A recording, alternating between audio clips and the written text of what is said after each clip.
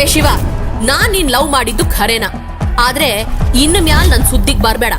ನಮ್ಮ ಅಪ್ಪ ಅವ್ವ ನೋಡಿದ ಹುಡುಗನ್ನ ನಾನು ಮದ್ವೆ ಆಗೋದು. ನಿನ್ ಕೈಯಾಗ ಏನಾರ ಮಾಡಕ್ಕಾದ್ರೆ ಮಾಡ್ಕೆ ಹೋಗ್.